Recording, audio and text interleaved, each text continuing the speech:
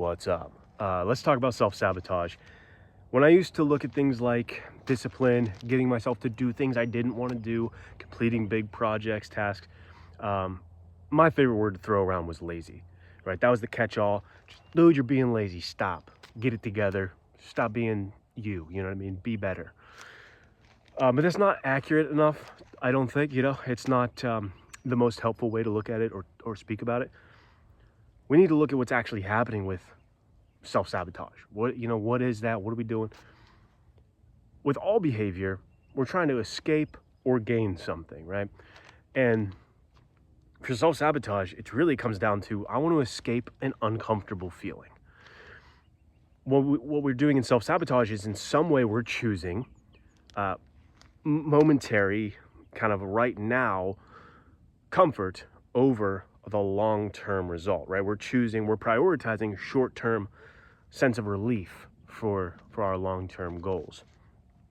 So yeah, it's more than laziness. I want to talk about 3 common loops first that I see a lot in my counseling work and in myself.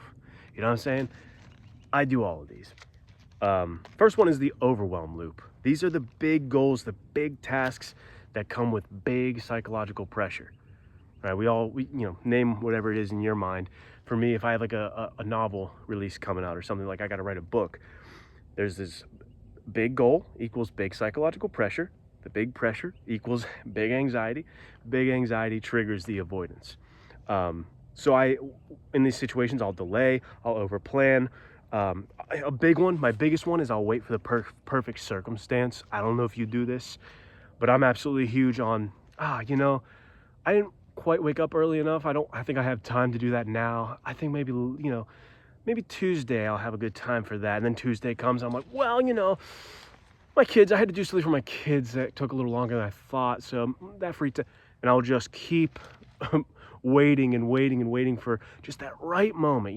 There's going to be a perfect time for me to work on that. It's just not yet. It's a vicious loop. All of these are vicious loops, and we'll come back to that. Next is the perfectionism loop. This is all about insecurity. This is all about protecting the ego, because ultimately what you're doing here is you're being afraid of failure. You're afraid to put yourself out there. Unfinished work cannot be proven right or wrong. It cannot fail. It cannot be judged. It is safely nested away from the arena, in the cage that you've built around it, right? So the perfectionism loop is another way we just absolutely stall progress. Our brain just will halt all kind of progress so that we don't ever have to see that failure come into light. And there's kind of a thing I was thinking about on this specific thing. I didn't write it in my notes, but with social media, this has been exacerbated. We've got a whole new issue of kind of this imaginary audience not being as imaginary as it once was. So there's this big fear. Maybe you have wanted to make a YouTube video. Maybe you have wanted to put something out on Instagram. Maybe you have wanted to write a book and publish it. This one becomes huge, this perfectionism here, because it's like, dude, there's so many eyes out there. There's so many people watching. There's so many people ready to judge. There's so much that could be exposed about me. And so that perfectionism is a protection mechanism of, I cannot put myself out there. I'm too afraid to be seen in that manner. So there's that.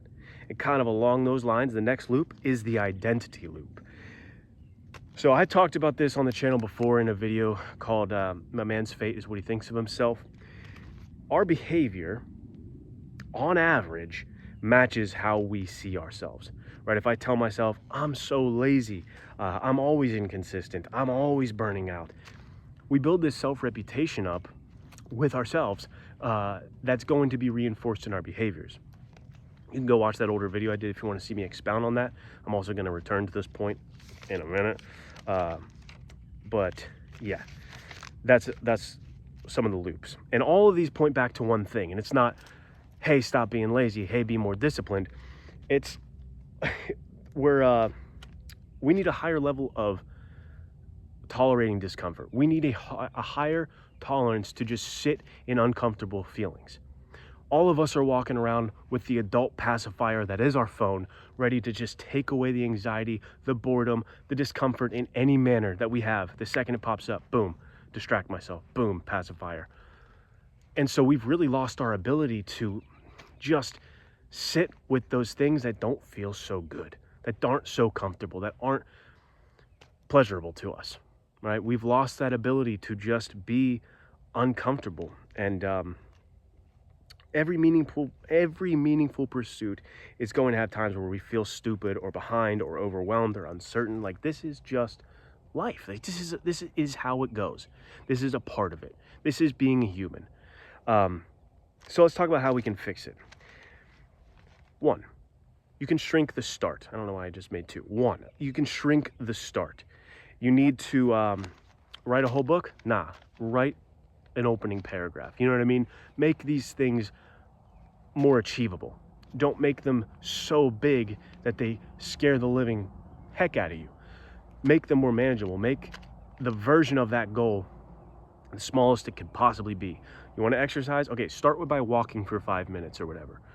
And what's so good is momentum builds. You start to make a good decision for yourself, my friend, I promise you're going to make more good decisions for yourself. It's going to snowball. You do one good thing, you're apt to do another good thing. You start to get in the swing of things. I write 500 words. Odds are I'll probably write 750 words. Maybe I'll write 1,000. Who knows? But I have to get it started, and I'm much more likely to get it started when I say I want to do 500 words today rather than I want to do 500,000 or, I'm going to do a 10,000 day. Don't be hyper, productive. Don't be, you get my point. The next one is expect resistance. Like I was just saying, this is a part of being human. This is a part of the human experience. We think often, I know I did, that like, oh, if I were X, Y, or Z, if I were a more disciplined person, if I were like Jocko Willink, you know what I mean? I'd be able to pull this off. Dude, no, it wouldn't be any different. You would have the same feelings, the same human emotions that come along for anybody who's in a meaningful pursuit. So to expect resistance and to realize that that is a part of the game is such a reliever. You know what I mean? Just to realize that it's not you. It's not like, oh, dude, you're the problem. It's, dude, these are uncomfortable feelings that nobody likes. And that's okay. Learn to sit with it. Learn to fight against it.